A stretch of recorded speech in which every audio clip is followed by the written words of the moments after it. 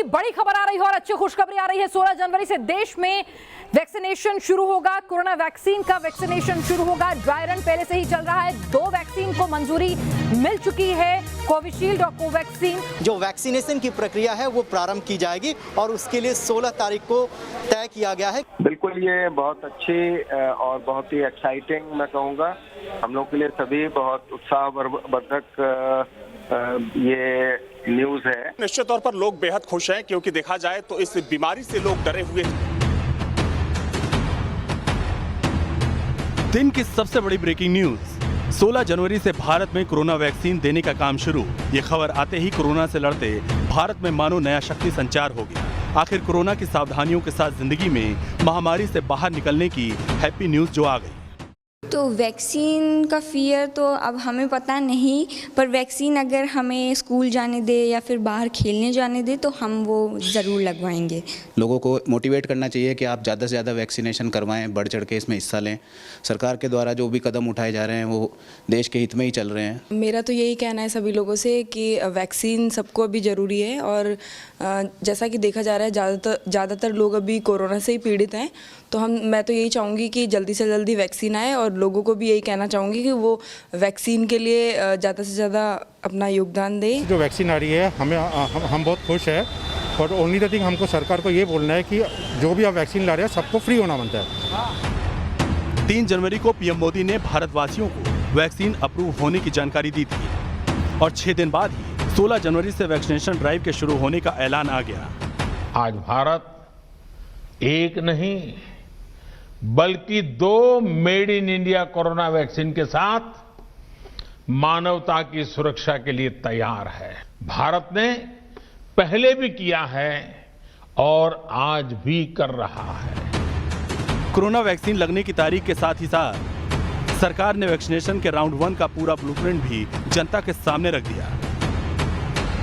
पहले राउंड में 3 करोड़ लोगों को वैक्सीन दी जाएगी। इन 3 करोड़ लोगों में हेल्थ केयर वर्कर्स और कोरोना से लड़ने वाले फ्रंट लाइन वर्कर्स शामिल होंगे। इसके बाद 50 साल से ज्यादा उम्र वाले 27 करोड़ लोगों को वैक्सीन दी जाएगी। वैक्सीनेशन की तारीख सामने आ गई तो देश के हर शहर में मानो त्योहार जैसा माहौल हो गया। नए साल के साथ कोरोना से आजादी की तरफ पहला कदम सुनने में ही सुकून दे रहा था। जी, खुशी तो बहुत हो रही है क्योंकि साल भर जो लोगों ने सहा है उस हिसाब से अगर वैक्सीन आ गई है तो उन गरीबों के बहुत काम आएगी जिनको हुआ भी है और सबके लिए काम आएगी। इनफैक्ट सिर्फ गरीबों के नहीं, सबके लिए काम आएगी। डॉक्टर को हो गया, पुलिस वाले को हो गया, सबको मिलनी चाहिए। उसके बाद हम लोग को मिले तो अच्छी बात है। मैं बहुत खुश हूँ। अगर ये सही बात है तो ठीक है, वैक्सीनेशन लगेगा तो लोग जल्दी ठीक हो पाएंगे, रिकवर हो पाएंगे और पब्लिक प्लेसेस भी मे बी शायद जल्दी ओपन हो जाए उसकी वजह से। सिर्फ जनता ही नहीं, कोरोना से 2-2 हाथ कर रहे डॉक्टर्स का भी कहना है कि वैक्सीन की एंट्री ही कोरोना के एग्जिट का रास्ता खोलेगा। विश्व गुरु कहलाए जाने वाला भारत वैक्सीन गुरु बन जाएगा। देखिए, इसमें हमको सरकार को कांग्रेचुलेट करना चाहिए कि जितनी जल्दी में हमने सारा का सारा मैनेज कर लिया, 3 ड्राई रन भी कर दिए। हमारे पास पहले से ही वैक्सीन जो सीरम इंस्टीट्यूट ने बहुत बना के रखी हुई थी, जो कि अब इंडिया में हम लोग यूज भी कर सकते हैं। तो एक बहुत ही अच्छे तरीके से सरकार ने अपना सारा काम सेट किया है और हम लोग रेडी हैं वैक्सीनेशन के लिए। 16 जनवरी से वैक्सीन आम हिंदुस्तानी तक पहुंचनी शुरू हो जाएगी, लेकिन वैक्सीन की मंजिल तक पहुंचने का ये रास्ता आसान नहीं था। वैक्सीन पर रिसर्च से लेकर ट्रायल और फिर ड्राई रन तक वैक्सीनेशन के ऐलान से पहले वैक्सीन जन जन तक पहुंचाने की पुख्ता तैयारी की गई थी।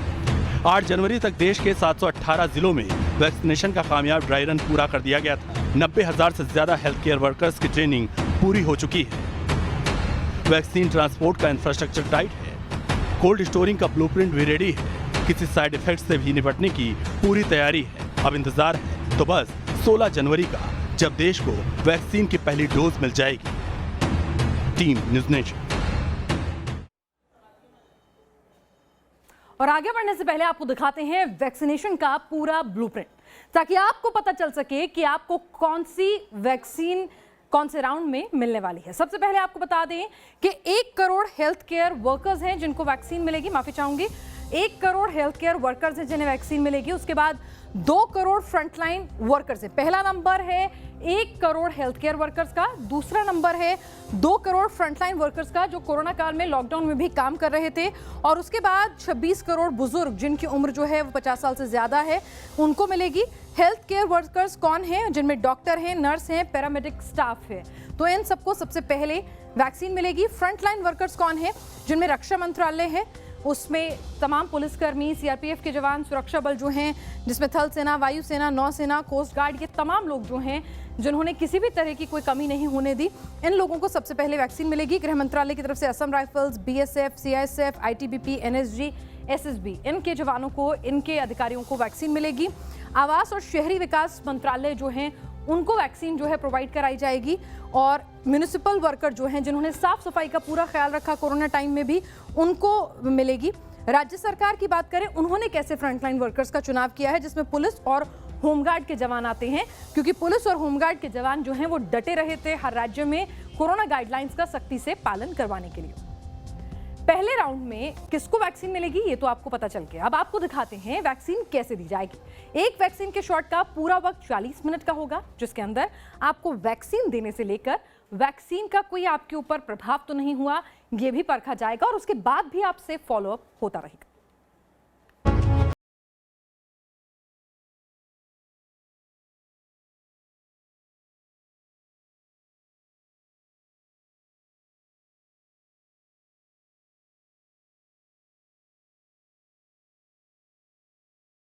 सबसे पहले 30 करोड़ लोगों को इंजेक्शन दिया जाएगा, यानी कि 30 करोड़ लोगों को कोरोना का टीका लगाया जाएगा। इन 30 करोड़ लोगों में कौन लोग मौजूद रहेंगे? फ्रंट लाइनर वर्कर्स होंगे, डॉक्टर्स होंगे जिनका सीधे आमना सामना रहता है पेशेंट्स के साथ, और बुजुर्ग रहेंगे। बुजुर्गों को सबसे पहले टीका दिया जाएगा, आम लोगों की बारी इसके बाद आएगी।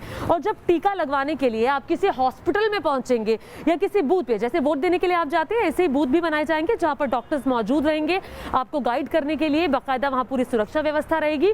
तो जब आप पहुंचेंगे हॉस्पिटल में तब प्रोसेस क्या रहेगा, कैसे आपको टीका लगेगा, ये आज हम आपको बताने वाले हैं। तो चलिए हॉस्पिटल में हम पहुंचे हैं, अंदर चलते हैं और आपको तफसील से बताने वाले हैं कि टीकाकरण के लिए जब आप पहुंचेंगे तो पूरा प्रोसेस क्या रहने वाला है, कैसे लगेगा आपको टीका। चलिए चलते हैं। कोरोना की वैक्सीन हमारे आपके बाजू तक कैसे पहुंचेगी, इसकी पूरी प्रक्रिया समझने के लिए हमने आज एक हॉस्पिटल का रुख किया। यहाँ हमने ये जानने और समझने की कोशिश की कि वैक्सीनेशन के लिए अगर आप जाएंगे तो आपको किन किन बातों का ख्याल रखना होगा, वैक्सीनेशन के लिए कौन कौन सी स्टेज से आपको गुजरना होगा। हॉस्पिटल में आते ही सबसे पहले आपको जाना होगा कोविड वैक्सीनेशन रजिस्ट्रेशन रूम में, जिसके अंदर हम एंटर कर चुके हैं। और इस रूम में दरअसल आके आपसे सारी पूछताछ होगी, आपका पहचान पत्र देखा जाएगा और क्या क्या होगा ये डॉक्टर रुचि हमें बताएंगी। डॉक्टर रुचि हमारे साथ मौजूद हैं। डॉक्टर रुचि, ये रजिस्ट्रेशन रूम में क्या होगा? हमारे पास जो भी पेशेंट बाहर से गवर्नमेंट की साइड से रजिस्टर्ड होके आएंगे according to their time periods, उनको हम इस रजिस्ट्रेशन रूम में लेंगे और हमारे जो भी यहाँ पे डॉक्टर साहब बैठे होंगे वो कुछ डिटेल्स पेशेंट से पूछेंगे। डॉक्टर साहब, आप क्या पूछेंगे? मान लीजिए अनुपम आपके पास आए। अनुपम आइए ज़रा। अनुपम आए हैं आपसे वैक्सीन के लिए, तो आप क्या पूछेंगे? आपका रजिस्ट्रेशन कार्ड दिखा दीजिए पहले। मेरा सारा डिटेल्स इस फाइल में रखी हुई है और ये मेरी आईडी है। हाँ, ये देखिए आईडी कार्ड चेक होगा और ये डॉक्टर साहब यहाँ पे आईडी कार्ड चेक करें अनुपम की। आईडी कार्ड में कुछ भी हो सकता है, आधार कार्ड हो सकता है, वोटर आईडी कार्ड हो सकता है, आपका ड्राइविंग लाइसेंस हो सकता है, जो भी गवर्नमेंट की तरफ से जो ओके वाली जो आईडी प्रूफ्स हैं, यानी कि जिसको गवर्नमेंट की तरफ से एनओसीज मिली हैं, वो आप आईडी प्रूफ यहाँ पर लेके आएंगे। डॉक्टर साहब फिर क्या पूछेंगे आप? उनकी प्रीवियस इलनेस के बारे में पूछेगा। आपको कोई प्रीवियस इलनेस कुछ है? डस्ट एलर्जी है जो कि 15 ईयर पहले ही डायग्नोज हुई थी। और कोविड हुआ था आपको इससे पहले? अभी तक मुझे कोविड नहीं हुआ है। ठीक है। और कोई प्रेजेंट में आपको कोई बीमारी है, मतलब खांसी जुकाम ऐसी कुछ कोई प्रॉब्लम अभी प्रेजेंटली? ऐसा कुछ भी नहीं है। कोई एलर्जिक हिस्ट्री, मतलब कोई दवाई से, कोई फूड से, किसी भी चीज़ों में एलर्जिक हिस्ट्री कुछ है? No, I don't have any drug allergy. ठीक है, एलर्जी नहीं है, यानी कि ये सारे सवाल यहाँ हो गए। अब जब हमारा ये प्रोसीजर यहाँ पे कंप्लीट हो जाएगा, पेशेंट यहाँ पे हमारा रजिस्टर्ड हो गया, यानी कि फ़ोन पे भी तो वो देखेंगे ना कि इनको क्या रजिस्ट्रेशन देखने के बाद ही हम पेशेंट को आगे ये डिटेल्स के लिए लेंगे। फ़ोन रजिस्ट्रेशन चेक होने के बाद, डिटेल्स कंप्लीट होने के बाद हम पेशेंट को अपने वेटिंग एरिया में लेंगे। अनुपम को अब वेटिंग एरिया में बैठना होगा और ये पहले से ही वेटिंग एरिया जो है वो पूरा गवर्नमेंट की एसओपी के मुताबिक वेटिंग एरिया ये बनाया गया है। पेशेंट को आने के बाद यहाँ पे उनका बेसिक चेकअप, जिसमें उनका टेम्परेचर चेकअप, उनका बीपी चेकअप, वो कराया जाएगा। उनका बीपी चेकअप होगा, तो ठीक है। अब यहाँ पे उनका बीपी चेक हो रहा है अनुपम का। अब आप देख सकते हैं डॉक्टर रुचि हमारे साथ मौजूद हैं। देखिए, ऐसे वेटिंग एरिया में बैठेंगे और आपका बीपी चेक होगा, आपका टेम्परेचर लिया जाएगा और सवाल जवाब तो आपसे हो ही चुके हैं कि क्या होगा। अब अनुपम का बीपी चेक हो रहा है। अब बीपी जब ठीक होगा तभी एनओसी मिलेगी वैक्सीन की। पेशेंट का बेसिक पैरामीटर्स जो भी वैक्सीनेशन से पहले पूरे होने चाहिए, बीपी उनका ठीक होना चाहिए। अगर ज़रूरत पड़ी तो हम चाहेंगे कि हमारे जो भी फिजिशियन हैं, अगर रिक्वायर्ड है पेशेंट को, तो उनको भी दिखाया जाए वैक्सीनेशन से पहले। ठीक है, अभी देखिए वैक्सीन को हरी झंडी मिली नहीं है, लेकिन हम आपको एक डेमो दिखा रहे हैं कि क्या होगा जब वैक्सीन आएगी। आपको पहले रजिस्ट्रेशन रूम में जाना होगा, फिर आपको वेटिंग एरिया में वेट करना होगा। आपको बाकायदा आपके फ़ोन पे टाइम आएगा किस टाइम पर आपको वैक्सीन लगने वाली है, उससे कुछ समय पहले आना होगा ताकि जो पूरा प्रोसीजर है वो पूरा हो जाए। जैसे कि हमने आपको बताया कि अनुपम से पूरी पूछताछ हुई, उसके बाद अब अनुपम का बीपी चेक हो रहा है। अब देखते हैं कि बीपी जो चेक हो रहा है उसमें क्या निकल कर सामने आता है। कि इनका क्या ब्लड प्रेशर नॉर्मल है? 160 नॉर्मल है इनका, बीपी 168 और 74 है। और इनका टेम्परेचर आपने चेक कर लिया? टेम्परेचर ठीक है इनका। टेम्परेचर ठीक है, चलिए टेम्परेचर ठीक है। अब डॉक्टर क्या होगा अब जैसे अनुपम, अब अगर इनका जैसे बीपी नॉर्मल है, इनका टेम्परेचर नॉर्मल है, अब वेटिंग एरिया में वेट करेंगे जब तक जो हमारा वैक्सीनेशन रूम है उसमें अगर दूसरे पेशेंट मौजूद हैं तो उनका वैक्सीनेशन होने के बाद इनको हम अंदर वैक्सीनेशन एरिया में लेंगे। इस रूम में दरअसल आपको मिलेगी डोज, किसकी? कोरोना की डोज मिलेगी। डॉक्टर हमारे साथ मौजूद हैं। ये वैक्सीनेशन रूम है, चूंकि बाकी जांच हो चुकी है। जी, बाकी जांच हो चुकी है। अनुपम जी ने बाकी क्लियरेंसेस ऑलरेडी ले ली हैं, इनका बीपी ठीक है, वाइटल्स वगैरह ठीक है। तो वैक्सीनेशन रूम में हम एट अ टाइम 2 पेशेंट्स को वैक्सीन दे सकते हैं। हमारे 2 स्टाफ होंगे यहाँ पे। अब जैसे अनुपम जी को हमने लिया है, ये वैक्सीन भी नॉर्मली जैसे इंट्रामस्कुलर वैक्सीन नॉर्मली लगती हैं उस तरह से ये वैक्सीन दी जाएगी, और जैसे कि हमारी स्वाइन फ्लू की वैक्सीन भी लगती थी। और वैसे तो एसओपीज गवर्नमेंट की गाइडलाइंस के अकॉर्डिंगली वैक्सीन की आएंगी, बट मोस्टली हम लोग जो वैक्सीन प्रेफर करते हैं वो हमारे जो आर्म का एरिया है, जिसे हम डेल्टॉइड एरिया कहते हैं, यहाँ पे उसको दिया जाएगा। इसको लोग हैं वो वैक्सीन का इंतजार कर रहे हैं। ये सुई लगना बहुत ज़रूरी है क्योंकि इससे हम अगर ये लग गई तो हम कोरोना से बच जाएंगे। जी बिल्कुल, वैक्सीन से हम कोरोना से बच तो जाएंगे, बट एकदम से हम वैक्सीन लगाते ही इम्यून नहीं हो जाएंगे। ये बहुत ज़रूरी है हमारे ध्यान में रखना कि वैक्सीन लगाने के तुरंत बाद किसी को भी इम्यूनिटी नहीं मिलती है। इसकी इम्यूनिटी आने के लिए कम से कम नहीं तो 3 से 4 हफ्ते, जो अप्रॉक्सीमेट अभी तक देखा जा रहा है, वैसे तो हमारी सारी स्टडीज़ चल रही हैं, बट अप्रॉक्सीमेट इतना टाइम लगता है इसके लिए हमारी इम्यूनिटी आने के लिए। अच्छा अनुपम, आप काफ़ी देर से आपका तो चेकअप भी हो गया, अब आप लेटे भी हुए हैं, चूँकि हम डेमो कर रहे हैं। सो एक्साइटमेंट है कि जल्दी जल्दी आ जाओ और ऐसी मुझे लग भी जाए सीरियसली सच में वैक्सीन। बिल्कुल एक्साइटमेंट तो है बिल्कुल, क्योंकि इस बीमारी का कोई इलाज नहीं है वैक्सीनेशन के अलावा। तो मैं तो यही चाहूँगा कि जितनी जल्दी लगे इम्यून हो जाऊँ वो ज़्यादा अच्छा है। तो अब यहाँ पे वैक्सीन लग जाएगी डॉक्टर रुचि, इसके बाद ऑब्जर्वेशन रूम जाएंगे हम? हाँ जी, क्योंकि कोई भी वैक्सीन या कोई भी मेडिसिन हम देते हैं पेशेंट को, जो कि खास करके जैसे कि कोविड की वैक्सीन है जो कि बिल्कुल न्यू है, तो ऐसे हम पेशेंट को तुरंत डिस्चार्ज नहीं कर सकते हैं। ऐसे पेशेंट को हम कम से कम नहीं तो आधा घंटे अपने ऑब्जर्वेशन में रखेंगे। चलिए अब ऑब्जर्वेशन रूम में चलते हैं और ऑब्जर्वेशन रूम में देखते हैं कि क्या क्या चीज़ों का ख्याल रखा जाएगा और कैसे देखा जाएगा पेशेंट को। ऐसे कौन से पैरामीटर्स हैं जिन पर खासतौर पर डॉक्टर्स की नज़र रहेगी। दूसरे कमरे में अनुपम को वैक्सीन की डोज दे दी गई है। अब अनुपम तीसरे कमरे में जाएंगे और यहाँ उन्हें अगले 30 मिनट तक उनकी सेहत की मॉनिटरिंग की जाएगी। और वैक्सीनेशन रूम के बाद अब हम डे केयर रूम यानी कि ऑब्जर्वेशन रूम में हैं, जहां पर पेशेंट को 30 मिनट के लिए ऑब्जर्व किया जाएगा। डॉक्टर रुचि हमारे साथ लगातार मौजूद हैं। डॉक्टर रुचि, इन 30 मिनट में क्या देखा जाएगा पेशेंट का? देखिए, कोई भी वैक्सीन जब किसी पेशेंट को दी जाती है उसमें थोड़े बहुत माइनर रिएक्शंस होने के चांसेस होते हैं। उन्हीं जैसे कि सर में दर्द होना, चक्कर आना, उल्टी जैसा महसूस होना, ये सब चीज़ें नॉर्मल वैक्सीनेशन में होती हैं। तो उन्हीं चीज़ों को ऑब्जर्व करने के लिए साथ में कभी कभी पेशेंट का बीपी डाउन जा सकता है या उनको चक्कर जैसा ज़्यादा महसूस हो सकता है। ये सब चीज़ें देखने के लिए हम पेशेंट को ऑब्जर्वेशन में रखते हैं, जो कि ज़्यादातर 30 मिनट के अंदर अंदर हमें समझ में आ जाता है कि पेशेंट को वैक्सीनेशन का कोई रिएक्शन हो रहा है या नहीं हो रहा, जिसको हम अर्ली रिएक्शन कहते हैं। और 30 मिनट बाद ऑब्जर्वेशन आपको देखने के बाद डॉक्टर्स आपको छुट्टी देंगे। जब वैक्सीनेशन की प्रक्रिया पूरी हो जाएगी तब आपके मोबाइल पर कुछ इसी तरह एक SMS आएगा, जिसमें साफ साफ लिखा होगा कि आपको कहां, किस वक्त और किसने वैक्सीन दी है। इसके साथ ही नीचे एक लिंक होगा जिस पर क्लिक करने के बाद इस तरह एक सर्टिफिकेट आपके मोबाइल में डाउनलोड हो जाएगा, जिसमें आपके नाम के साथ आपकी जन्मतिथि और घर के पते का जिक्र होगा। सर्टिफिकेट में ये भी मेंशन रहेगा कि आपको वैक्सीन की कितनी डोज कब दी गई और किस वैक्सीनेटर ने आपको टीका लगाया। आपने पूरे वैक्सीनेशन प्रोसेस का ABCD तो समझ लिया होगा, लेकिन अब आपको बताएंगे कि जब आप वैक्सीनेशन बूथ पर जाएंगे तो वहां क्या व्यवस्था होगी, आपके दस्तावेजों की जांच से लेकर वैक्सीन देने की प्रक्रिया में कौन कौन लोग शामिल रहेंगे।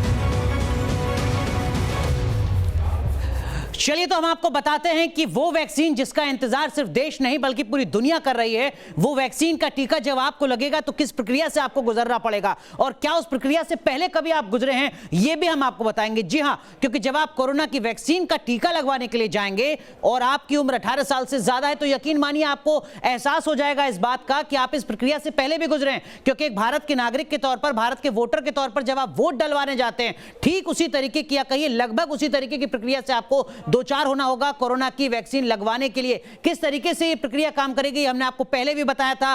3 अलग अलग कमरे होंगे जिनसे होकर आपको गुजरना होगा। 3 कमरों में लगभग 30 मिनट आपको तीसरे कमरे में इंतजार करना होगा, लेकिन उसके आगे क्या कुछ होगा ये भी हम आपको जरा आज बताते हैं। तो देखिए, वैक्सीनेशन का जो बूथ है वहां पर दरअसल में क्या कुछ होने जा रहा है ये हम आपको बताते हैं। वैक्सीनेशन बूथ पर ये वैक्सीनेशन ऑफिसर्स होंगे, वैक्सीनेशन ऑफिसर 1, 2, 3 और 4। और ये वैक्सीनेशन ऑफिसर कौन हो सकते हैं ये भी हम आपको जरा बताते हैं। देखिए, वैक्सीनेशन ऑफिसर हो सकते हैं doctor, staff, nurse, pharmacist, ANM, यानी कुल मिलाकर जो डॉक्टर्स हैं या फिर जो पैरामेडिकल स्टाफ है वो यहां पर वैक्सीनेशन ऑफिसर की भूमिका में नजर आएंगे, जिनका काम होगा कोरोना का टीका ये लोग आपको लगाएंगे। तो वैक्सीनेशन ऑफिसर का जो काम है वो हमने आपको बता दिया। वैक्सीनेशन ऑफिसर 1 का क्या काम होगा और वो कौन होंगे? Police, home guard, civil defence, NCC, NSS के तमाम कार्यकर्ता जो टीका लेने वाले के रजिस्ट्रेशन की जांच करेंगे। ठीक उसी तरीके से जैसे आप वोट डालने जाते हैं तो जब आप जाते हैं तो आप अपनी पर्ची दिखाते हैं, पर्ची के आधार पर वेरिफिकेशन होता है, आपकी एंट्री की जाती है। ये काम यहां पर जो वैक्सीनेशन ऑफिसर 1 है वो करेंगे। 2 का काम क्या होगा ये भी हम आपको बताते हैं। देखिए, वैक्सीनेशन ऑफिसर होंगे कौन? सरकारी कर्मचारी जो आपके दस्तावेजों की जांच करेंगे।